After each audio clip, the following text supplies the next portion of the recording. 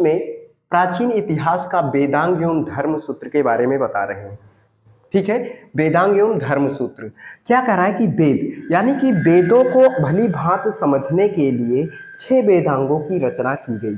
किसको? वेदों को भली भांति समझने के लिए 6 वेदांगों की रचना की गई। इसमें तो सवाल ये पूछा जा सकता है कि वेदांगों की रचना किस लिए की गई?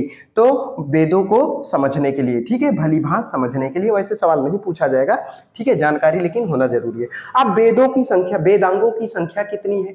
6 है। वेदांगों की संख्या कितनी है? 6। ये सवाल पूछा जा सकता है कंपटीशन एग्जाम में, वेदांगों की संख्या कितनी है? 6 है। हम जानेंगे कि 6 वेदांग कौन कौन से हैं।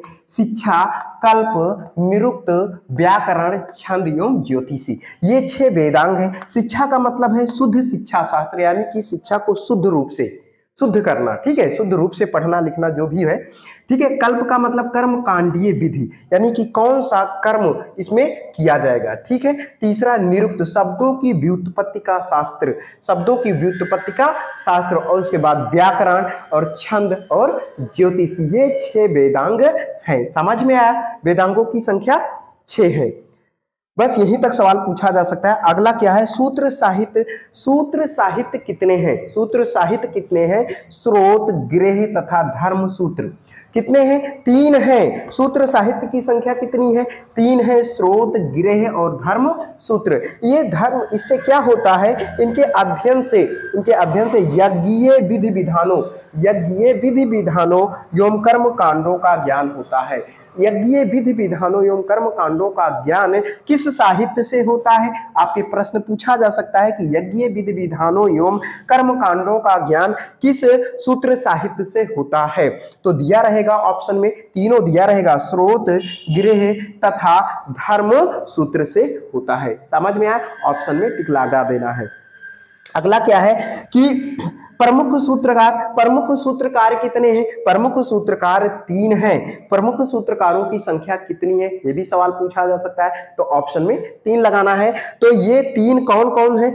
गौतम बोधायन और आप स्तंभ या वशिष्ठ, ये 3 जो है प्रमुख सूत्रकार है। गौतम, बोधायन, आप, स्तंभ एवं वशिष्ठ। समझ में आया? आया कि नहीं आया? आया। तो उसके बाद आगे हम लिखते हैं। अगला क्या है? यहीं पे लिख देते हैं। सबसे प्राचीन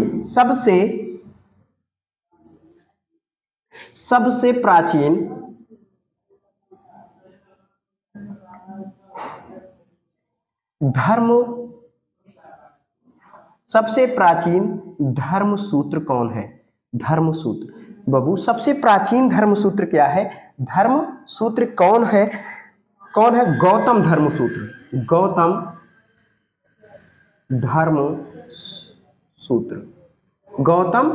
सूत्र। समझ में आया? गौतम धर्म सूत्र।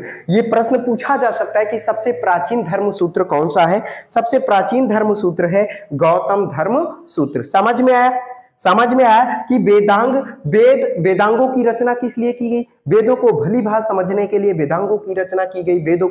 वेदांगों की संख्या कितनी है? 6 है। कौन है? शिक्षा, कल्प, निरुक्त, व्याकरण, छंद एवं ज्योतिष। आराम से याद हो जाएगा।